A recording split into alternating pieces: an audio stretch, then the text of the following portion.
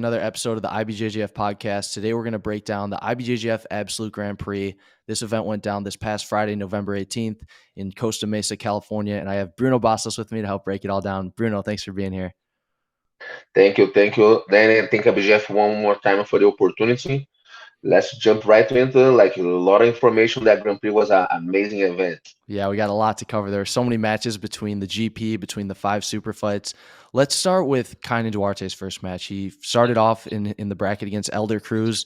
Elder, this was his black belt debut. Great competitor, won the worlds at brown belt. We all know how good Kaynan is, 2-time world champion. Kaynan came into this match, ended up scoring with a sweep, got up the 2 points, and then just did a really nice job on top. Really great base, great balance. Elder had a really difficult time dealing with Kaynan on top. What was your impression of this match and how Kaynan performed in it? I think Elder did a good job making sure to have a competitive match with Kaynan. I think on that stage of their careers, Kaynan is still ahead, right? Like he's Elder still have so much room to grow, and while Kaynan is established as one of the top black belts in the world. Uh, I like how Kaynan used his pant grips to come up on the sweep, and how he pretty much cruised on the rest of the match from the top. He does an amazing job on wearing the opponents down when he's on top, making the opponents carry his weight all the time. I believe he was a little conservative because he knew also that he could have potential match that end up happening with Cyborg and Gutenberg. So that's why I don't think he was more aggressive as well on that match. But I think all comes down to this, how he was able to set the pace from the beginning, having a good guard pull, setting his grips, come up with a good pant grip, and then already establishing his position on top of a good set, heavy top half guard as well, on top. So Elder fought a lot to be able to keep up on the match, and I felt kind of just wanted to cruise to the win to move on, because knowing that it was a big cash prize on the line, and then big, bigger than him and stronger physically than him opponents on the next match moving forward. Absolutely. And he did have a very tough match in his semifinal. He fought Cyborg. Cyborg in his first round faced Enrique Ciccone. That was a really fun match to watch. Those guys had some really cool exchanges on the feet with the takedowns. Really interesting match to watch. Cyborg, we all know how good he is. He won the last Nogi GP in 2019. So this was a match I think a lot of people were looking forward to. And kind of used a similar strategy. He pulled guard. This time he used a little bit different grips to sweep, but he got the sweep, scored the 2 points, stayed on top, and used all those attributes that he has on top that make it so hard to deal with him when he's in that position. What did you think about the match with Cyborg? So, the match on Cyborg, what I like is that kind of uses his traditional sweep, which is a mix of a hook flip with a scissor sweep. Man, that is funny. It's almost like a white belt sweep, right? Like you put a foot on the hip, you put the hook inside, and then you flip the person to the side. It's pretty simple, right? But who else you see doing that? Like not many people, Yep. right? And that's the thing, man. That's the thing. And then on the beginning, he did a little bit open guard, put a little spider, Cyborg basing himself. It's kind of almost kind of trap him into the situation where Cyborg got comfortable and tried to work on stepping over the leg, start his out little bit of outside passing, and then kind of use that momentum to connect the hook and then flip him to the side. And once he come on top and then with good control, uh, once he had opportunity, then he brought back to his guard, and then Cyborg tried to do a little bit of São Paulo passing stuff like that, but kind of again controlling, because he knew that he with the score ahead, he didn't have to expose himself much, right? Cyborg was the one having to now work to score. I think Kainan is master of managing matches, right? I talk about this with my students a lot, like the ability of match management that you need to have in a competition. And Kainan is a master of this. so he managed the rest of the match. I like Cyborg performance a lot with Kainan because he put in a good performance. I think because of his first match, he was a little tired on the Kainan's match as well. His first match with Henrique Secone was like let's say the no gi guys, right, going after it in the gi and back and forth takedowns. Secone almost getting Cyborg on the So I think maybe Cyborg paid for it a little bit on the semifinal, where Kainan could control the pace, and then with like kind of being ahead, Cyborg didn't have much answers once he couldn't put his passing game on display. But again, like kind of going back for the hook flip mix of his sweep that he does, man. If you watch a lot of his matches, he does that and seems to be unstoppable. It's the same move that he used in the final as well. Like and he's been using a lot on the last few years, and I don't remember to someone that has gotten that position. So the thing is that, like when you get into the position that you know they're gonna sweep the person, like he's been always sweeping the person. Like so, the ones that haven't been swept on that are the ones that are able on the transitions don't allow him to get to that position. Yeah, it's a great point. He hits that sweep a lot in the transition, sometimes even as he's pulling guard, which is really, really interesting. Off the pool, a lot of times off the pool. So let's move on to the other side of the bracket. That win over Cyborg, got kind into the final. On the other side, we had Gutenberg advance to the final. In his first match, he fought Francisco Lowe. That was a match where Francisco weighed in at 185. He was the lightest competitor in the Grand Prix. And you could really tell when they stepped on the mat that Gutenberg obviously had the size advantage, but you could see the level of Gutenberg's technique. It was pretty incredible. He ended up getting on top, getting past the guard, and finishing with a Kimura. Gutenberg is one of those guys who always goes after the submission, so I don't think it was a surprise to see him really attack the submission, but just the way he was able to finish Francisco was very impressive. Yes, because the thing with Gutenberg, like if you comes to the submission aspect, that match was the match between the showmans of the Grand Prix, right? Gutenberg is a guy that you can always expect submission, and Lowe is a guy that you always expect the submission, right? I think of course, obviously, Gutenberg technique we like we don't even need to talk about, but the size as well help a lot. Like we said, 185 to 241 pounds, right? Like when you say their size, like sometimes people gonna say their size doesn't matter. No, size does matter a lot, like on this level. All right. One of the super fights we had this as well, like Jonathan with Roosevelt, right? And I'm glad that Lola had an opportunity.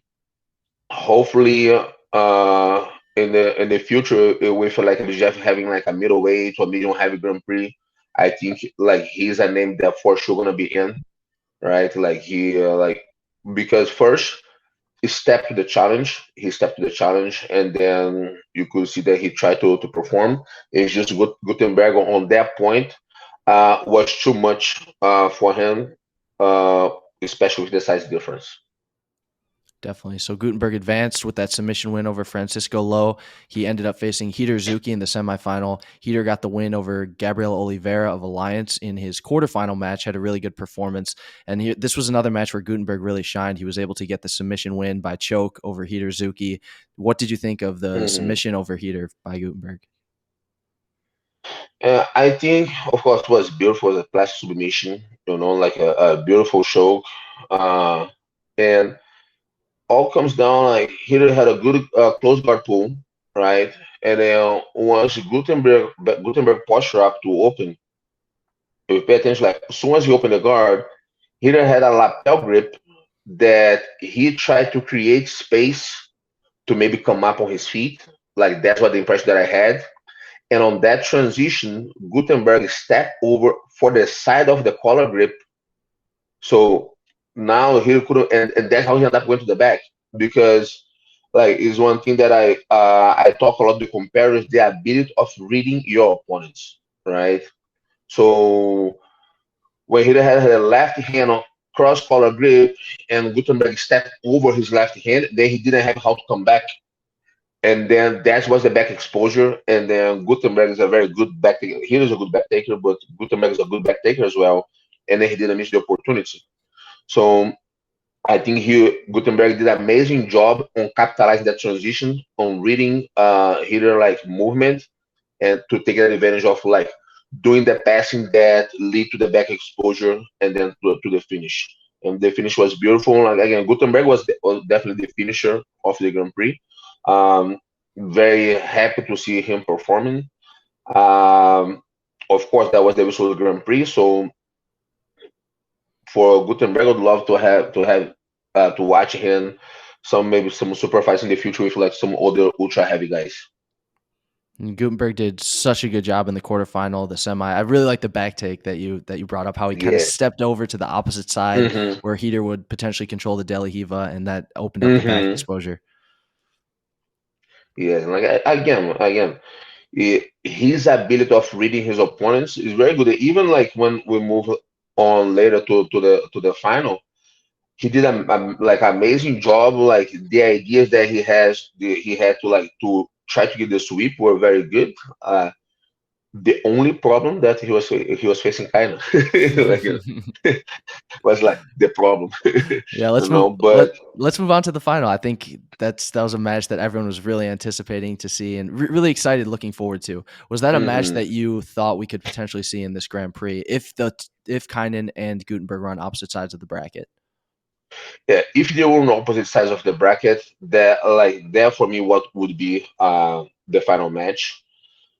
So of course we had I think especially Cyborg if he was on Gutenberg's side of the bracket because of his last victory appearance. Um, I think he could maybe break into to the final, right? Um, but like when I see the name of the Grand Prix, those are the two names that in my mind I anticipate being the final. When we did the preview of the Grand Prix, I even said that for me was like kinda Gutenberg and Cyborg. I put on the order, right? And that's what ended up happening. I think Gutenberg when he pulls guard in the beginning, he did a really good job on playing De La Riva, and he even had one opportunity, kind of like Bolo to try to like the back exposure of Kainan.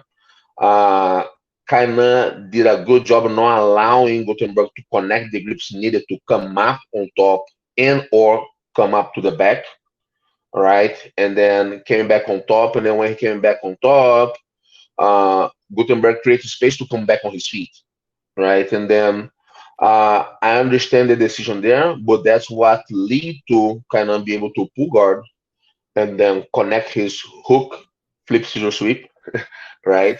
Uh, Master in doing that, Gutenberg tried to fight that off, but kind of like did an amazing job on being able to keep on top. All right.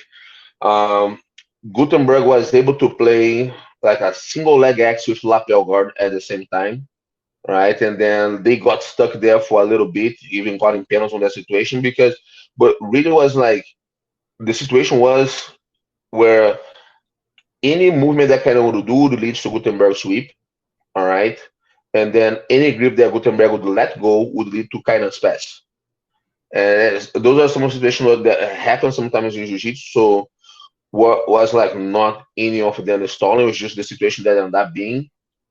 And then with both having two penalties and Gutenberg losing, and then like, okay, he switched the grip to the lapel, going to the pants, trying to come up, and then like once he tried to come up, if you pay attention, kind of hit his hip on the mat, and then Gutenberg coming up, kind of stand up as well, and then kind of do an outside foot sweep. Like what wasn't anything like as far as points, because the movement I'm trying to break down as low as possible. The movement was very fast Yeah. happening, right? And then kind of hit the outside foot sweep, like almost kind of like a leg dragging to the side, going to the side control, which like lead to Gutenberg like turning and then kind of getting the back exposure, that he wasn't able to complete. the back take, but like on that point, like he pretty much like just cruised there. Gutenberg was still able to recover the guard, like as a really good guard player that he is, right? One thing that I tell when I talk to my students about guard game, like being good in one type of guard doesn't mean that you're a guard player, right? Being a guard player is like your ability of like in different guards, you be able to manage distance with your opponents. And then man, Gutenberg is a really good guard player because he was able to come back to playing guard again, get back to single leg X again, right? But on that point, and then kind of just cruise because he knew he had the advantage on the score, on the points, on advantage, and then he didn't have to expose himself anymore. So anyway, amazing performance from both athletes. Very nice to see both of them performing. Happy to see like IBJJF doing that, and then also like potential matchups for the futures, right? Um, I see them both having right. We can maybe have like a Gutenberg Victor Hugo rematch, right? The from finals. You can have Kainan versus Nicola Meregali or Kainan versus Felipe Andrew that now dropped to heavyweight, and then and had a victory over here in the last Worlds on the Absolute. Um, so look at me already putting names here. me making the call outs. All right, but it's just exciting. It's exciting. Like Danny, I was on the very first Brazilian Nationals 1994 Brasileiros. You know, if you go on my IBJJF like membership, the number is 78. Man, like I'm old, not old, but so like, and then for me to see all the way from 1994 to what we're having now, like as a jiu-jitsu like someone that loves jiu-jitsu, man, I just get excited talking about those things and see the direction that the sport's taking, that what IBJJF is doing with the sport. It was such a beautiful event. The competitors were great. The super fights were great. The GP was great. It was incredible. I do want to get your Hmm. take on one more thing on Kainan. His Hmm. sweeping ability was super impressive, but what was really, really impressive to me in the final was the way that he was able to defend Gutenberg's single leg X sweep. That's a really strong position for Gutenberg. He gets there a lot, and he almost always sweeps from there. He even had double pant grips at one point. So was that something that you were really impressed with Kainan as well? Yeah, it's because a lot of times when you have a single leg X, the person on top gonna put the weight on the front leg, and then Kainan does the opposite. He leans backward, but he leans backward. It should make you carry his weight. So it's kind of like you have the position to come on top, but you cannot come on top because you carry all his weight.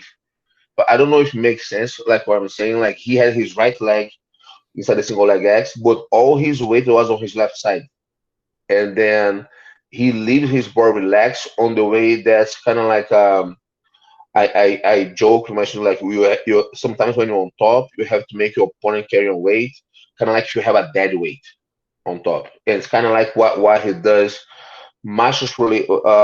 Doesn't matter if he's playing gi or no gi. I watch him like a lot on top. He wears his opponents down a lot by doing that. So he's not like a pressure passer. He's more like losing, like surfing on top of his opponent. And then we're getting to the point that he's gonna get the back or the pass, depends on what his opponent gonna give to him, because they just get tired of like having to hang, like having him hang on their guard. Uh, and again, Gutenberg like had some like good solid attempts, but like I think the way kind of positioning himself, like that detail that I'm talking about, I think was the deciding factor of Gutenberg not being able to come up again on the only good opportunity that he had, like to come up, and then that's one kind of use that as well to counter. And then, like I talk about Gutenberg reading his opponent on the semifinal, then that time was kind of reading Gutenberg on the final, like when he used that movement to come back on his feet, little outside foot sweep, leg drag going to the back, almost got to the back there, and then I think, but again, I think that detail of how he positioned himself on top on the single leg X was what put Gutenberg in a position that he couldn't like display all his arsenal because he's really good on the single leg X, lapel game, stuff like that. Yeah, it was an incredible match, incredible run by both athletes. Congrats to Kynan, won the Absolute GP title and $40,000. Any final thoughts on the Absolute GP before we move on to the super fights? Just happy to see Cyborg like is still performing on the adults. He showed one more time that he still can hang in there at 42, no problem. All right. I think we have to give props for all the athletes that's stepping in, right? That even though they lost in the first round, like Hixaconi, Francisco Lowe, Elder Cruz, like Gabriel, like because they came to try to get from take away from the favorites. They couldn't, but I think all of them gonna come back in other editions, maybe Grand Prix of their weight classes, or in a super fights, because that's one thing as well, right? When you put yourself available, people always gonna remember you. All right. So I'm glad that they did their Grand Prix because they putting their brand out there, and then people gonna see them, and people gonna, of course, want to have them back, right? Um, Glad to see Hillary had a good performance. Um, I think it's just like on that stage, maybe Gutenberg is still a little bit ahead of him. I talk about Cyborg and then like about Gutenberg and Kanagi. I already see everything. I hope to see all those guys coming back in Grand Prix of weight classes or their weight classes and or in super fights because I think all of them display like a really good jiu-jitsu. Yes, 100%. So let's move on to the first super fight. It was the only brown belt super fight of the night. We had Eduardo Dudu Granzotto of Checkmat Hmm. take on Zach Kaina of AOJ. It was an interesting matchup because these guys had fought 3 times and it was all in 2022. So they fought each other recently. Eduardo ended Hmm. up getting the win in all those 3 prior matches, but they were all very close matches. Some were gi, some were no gi. This was an incredible match. It was very close. Eduardo looked like he had the advantage on top in the beginning, almost got some guard passes, got a couple advantages, one for a near guard pass, one for coming up on the double pull. But then Zach had a great moment where he almost got Eduardo's back. And that was probably one Hmm. of the best moments of the match and a really deciding factor in who would get the victory. What did you think about that match and how it played out? Did it go the way you expected? Didn't go the way expect as far as like result, right? Um, but I think Zach got really close to get the victory when he came to the back and uh made like when you were like when you're like I should compete, right? So I know what is to make a decision on the go, under pressure, rushing and everything. But maybe because he went to the finish, like to the kill instead of like try to score the point. And then like Dudu was still able to escape and then like land on the side control there. And then work to score one more advantage with like kind of like Dart show that he was doing there, right? But Zach had a really good opportunity coming to the back. I think it was very nice how he went. Uh, of course, Dudu defended the back very well, but like it's just an opinion. If Zach had tried a little better control instead of go to the finish right away, I think that because that was I think was the key moment. Like you said, Dudu was controlling, came double pull, came up, score, good passing attempt, another advantage, like doing really good on top, up to the point where Zach got to his back, you know. Um, but I mean, like they now fourth match, another like close match, and they should gonna be facing each other as a brown going to black belt, like so we should gonna keep. I don't see the way they both been developing and with the coach that they have. I don't see they creating a gap. I see that match always being close, and I think in some point that for sure gonna have going on his side at some point. Yeah, it was very interesting. That was something I asked those guys in the press conference. Is Dudu trains with Checkmat, Zach trains with AOJ, two of the most accomplished teams in jiu-jitsu and two of the most professional. So I think it's only up from here. Hmm. Yes, like 100%. I think two kids, like I can say kids, right? I'm master student. I think two kids that soon they're gonna be on the black belt, and they don't gonna be on the black belt just being one more black belt. They're gonna be on the black belt hitting podiums in opens, in majors, because they are like that good. They have that potential. Absolutely. Let's move on to the next super fight. We had Jonas Gracie of Atos taking on Sergio Rios. This was a really interesting stylistic matchup. Everyone knows Jonas Gracie is an incredible black belt adult competitor. He won the 2020 Europeans. He's had great results even throughout the colored belts leading into his black belt. And Sergio is someone who is really, really exciting to watch. He won the Master Worlds this year in the medium heavy division, always going out looking for the submission, competes in Masters, competes in adults, gets to the top of the podium in both Masters and adults. Incredible competitor. I was really particularly looking forward for this one because of the style matchup. But I want to get your take on how it played out. Jonas got the big victory on points, winning 16-4. But it was impressive for me to see Jonas taking the back of Sergio. That's something that I haven't seen very often. Yeah, so I think Jonathan did an amazing job on controlling the pace of the match, right? Sergio is a guy that like normally have a highlight heels in tournaments, right? And then Jonathan didn't allow that to happen by like uh, controlling the pace, always make sure that you're in a safe spot, uh, offensively and defensively. All right. And then when I say offensively, defensively, because a lot of times when you're creating an offense, that's the window that you open for your opponent to attack. Right. We mentioned the Grand Prix for some situations like that where that happened. So John make sure that having the control all the time, made sure that when Sergio was scoring in situations that he should have how to keep a hold of Sergio, control the situation to be able to score back. All right. So the way that he went to the back, like you mentioned, man, was like amazing. All right. And I think the only like thing missing the ice on the cake would be like the submission, right? But again, Sergio like high level competitor. So I'm glad that Sergio was able to perform because like when you say 16-4 and then like man 16-4, I don't think the score translates Sergio performance, right? For sure translate Jonathan performance, but does not translate Sergio performance. When you say 16-4, like maybe people are like, oh my god, he was dominated. No, like Jonathan controlled the match, but Sergio like worked a lot, like did a lot of cool stuff inside the match. So I'm glad that Sergio had an opportunity. Glad that he was able to perform.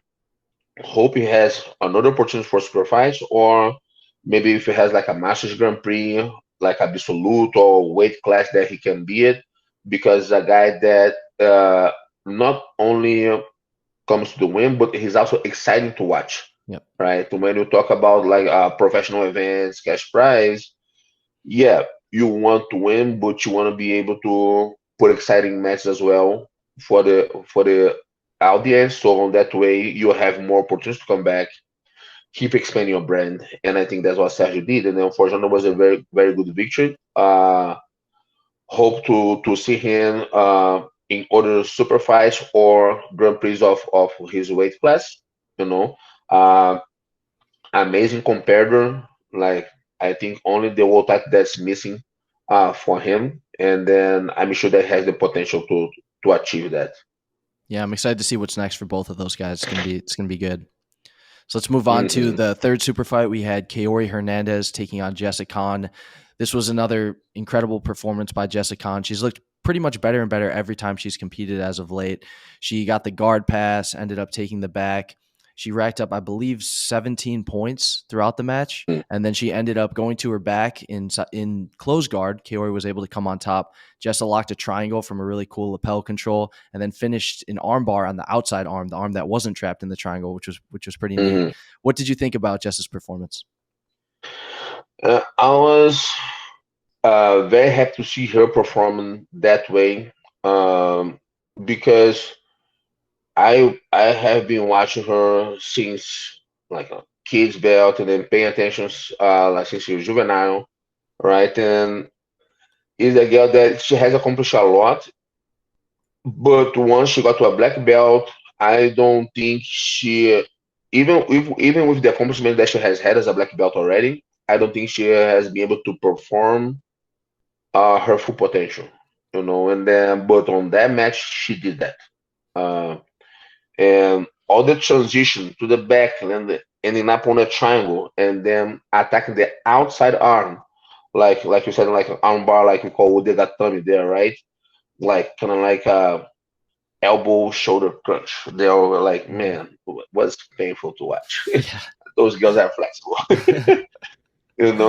So I just happy to see her performing. I think for Kiora now she has to go back and then do, of course, some homework, and then because like on the black belt level, there's no way back, right? There's no way back. So um, hope she take that loss like not too hard, like take that loss like to learn and improve from there. And from Jessa, it just was amazing to see she perform on the level that like I know that she can perform, and looking forward to see what she's gonna be doing in 2023 because she's a potential black belt world champion for sure. I was really impressed with Kaori's defense too. Jessa had her in some really bad positions, Yeah. and Oh God. yeah, passed her guard, took her back, and Kaori was able to defend all those attacks and end up coming up on top in Jessa's close guard. Of course, the match didn't end up playing out in her favor, but just to Hmm. withstand that storm from Jessa was very impressive and to keep moving forward. Yes, that's why I said like hopefully she take that match to do some homework studying like things that she can improve because like defensively as far as like getting out of bad spots, she did a good job. I think the key for her is like how she can uh, put the offense on that situation as well. Not only be surviving the storm, right? Of course, like Jessa, it wasn't she wanted. Jessa put her on that situation, but I think that's now how what she has to study to close that gap. All right, and then for Jessa, just keep working, keep improving. Um, Again, amazing performance by both ladies, and then looking forward to see them competing more on the super fights on the Grand Prix. I know that IBJJF just had a lightweight Grand Prix for the girls. Maybe if they do a lighter weight, then maybe they can have opportunities to be in a lighter weight Grand Prix, like light fat or something like that. Or if not, he's still doing the super fights because they both for sure deserve more opportunities. Definitely. Let's move on to the fourth super fight. We had Andy Murasaki of Atos take on Matthias Rodriguez of AOJ. This was a match that I think a lot of people were really looking forward to. Andy's been competing so well this year, got second at the Worlds. Matthias is a relatively new black belt. He got his black belt after winning the brown belt Worlds in 2021. These guys had fought a couple times at blue and purple, had wins and losses over each other. What did you think about the way this match played out, Andy and Matthias? Did it go the way you thought it So would going into it? on the preview, like like I said, and then you agree that would be more like Mateus guard versus Andy passing, We were and wrong. that was the opposite. We were wrong. Guess what? We were wrong. Um, I think the way Mateus came out aggressive on the beginning made Andy to pull guard.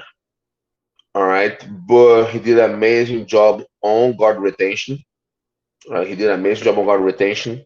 And then like once like the deciding like movement where like when he came up and they were on that exchange there of takedowns, man, like Andy's base was incredible.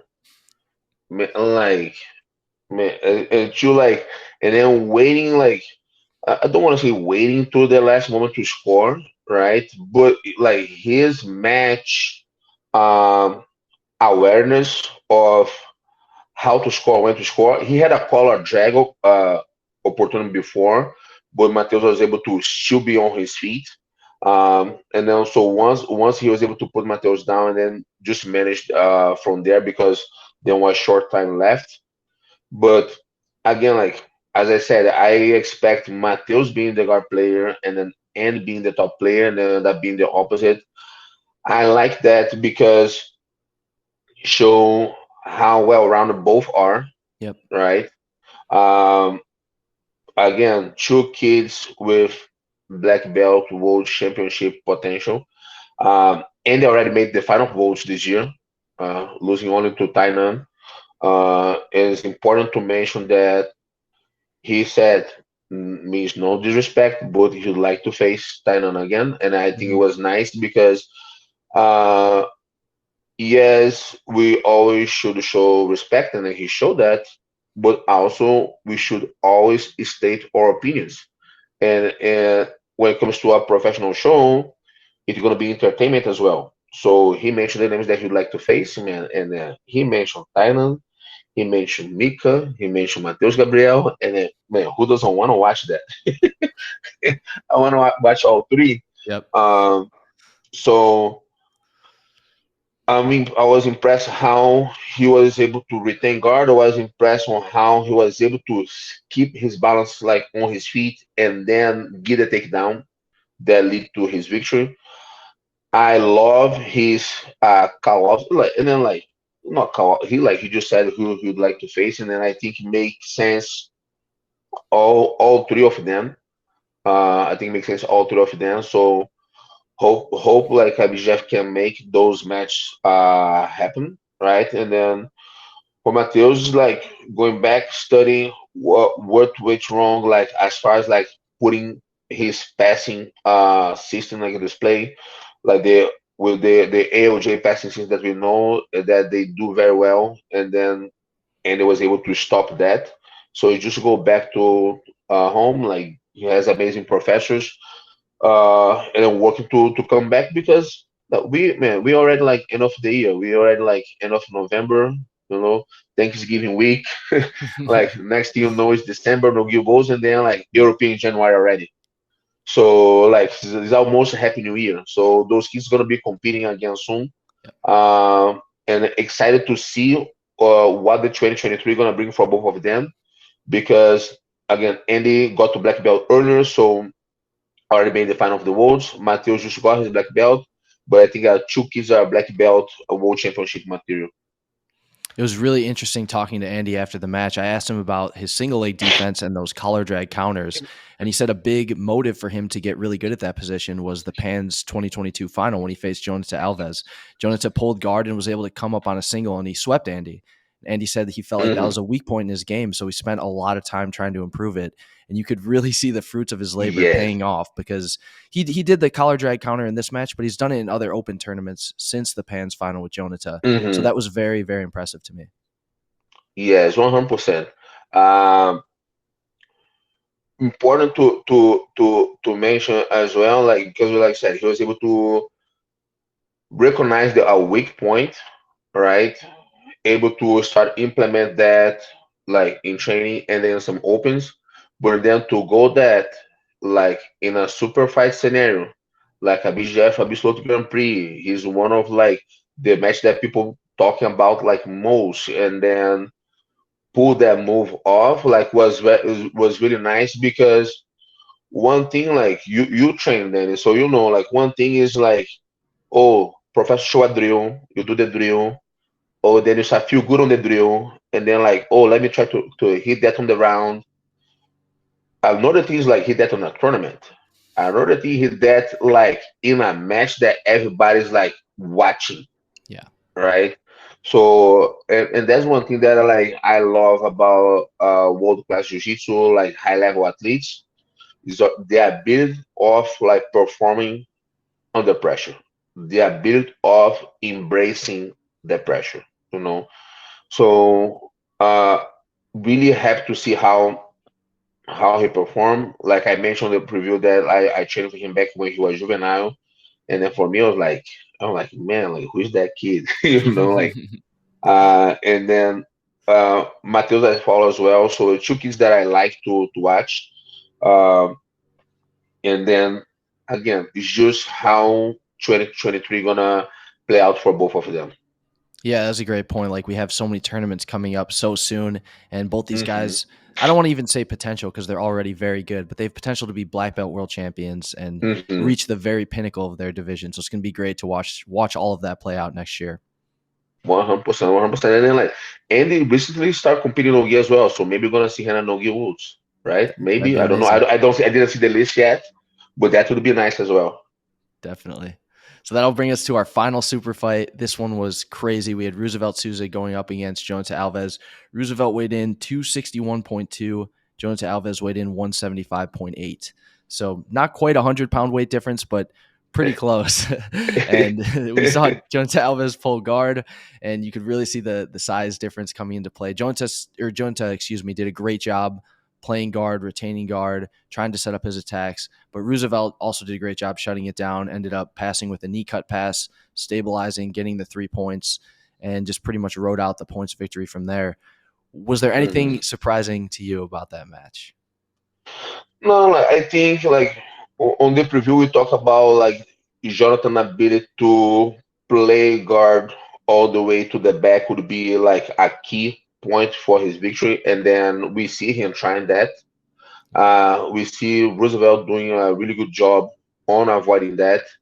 I think was really nice that we could see Roosevelt like exchanging positions with Jonathan on the sense he wasn't just trying to be like the big guy smashing all this because like that's what like some people maybe would think, like he showed the jiu-jitsu that he has. Of course, the size made a difference, all right. But I think, in my opinion, Jonathan gonna come bigger after this match than he went to the match, and I mean like people's appreciation because he was dealing with like a little bit of criticism before, and his own criticism as well. That's why he took that match, right? So I think it's nice that he took the challenge. Um, Again, is a kid that the only missing point for him now is the World Championship. Um, Glad to see him taking the challenge against like a ultra heavy guy, and then some people like would be like, why this match, right? And then we even mentioned that why this match, but at the end as well, was Absolute Grand Prix, so why not Absolute Super Fight, Yeah. you know?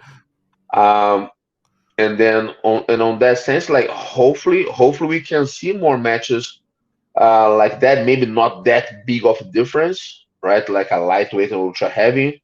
But like for example, like we just mentioned Taina's name, like because Andy like would say that you like to face him again. Like Taina is a guy that everybody wanna see on Absolute. So why not Taina versus Kainan Duarte, for example? Or like Taina versus Meregali. Look at Bruno doing that. Oh, right? Um, like why not? Why not? Is a guy that everybody wants to see on Absolute, like Mika Galvão, another guy that everybody wants to see on the Absolute. Why not like Mika and Gutenberg, right? Like Mika and Eric Muniz. Like those matches that like we're not seeing in the tournament, but we can see in the super fight, and we know that like Tainan, Mika, like Andy, are kids that they can face and beat bigger guys. Yeah, the open So class match. I like the idea. Yes, I agree. I think the open class matches are so intriguing because they really highlight the essence of jiu-jitsu with a smaller guy taking on a bigger guy, Hmm. and just the way they're able to deal with that pressure. And the bigger guys are obviously very technical too. They know jiu-jitsu, so that even Hmm. proves the effectiveness of the smaller guys' techniques even more. Yes. So like, I think let's go back for the last World Championship where we have like Mika versus Tai on the final of the lightweight, and then Tainan versus Andy on the final of the middleweight. And then we talk about four kids there that they have shown that they can beat bigger guys, right? Like or either like in a super fights or whatever. But in a World Championship scenario, it's very hard for them going to 4 or 5 matches on the absolute first to then go to the division, having to make weight and then like so. So I understand they're not doing absolute on those scenarios, right? But in a super fight, it's different. Now they don't have to make weight. Now they can have full like fat, no problem. What makes a lot of difference.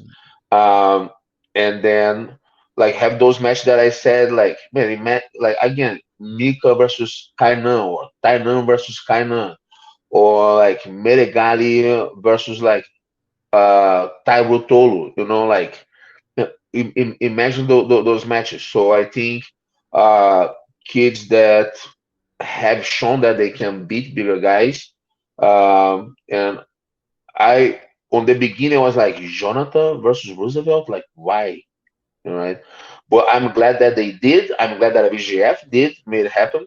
And then because that can lead for a match that we wouldn't see in a tournament scenario because of the amount of match that they would have to make, and then it wouldn't make sense for them. Great stuff from Roosevelt and Jonata. Congrats to Kynan, won the GP title, 40K. Congrats to all the super fight winners. Bruno, any other final thoughts on the IBJJF Absolute Grand Prix or the super fights before we head out of here?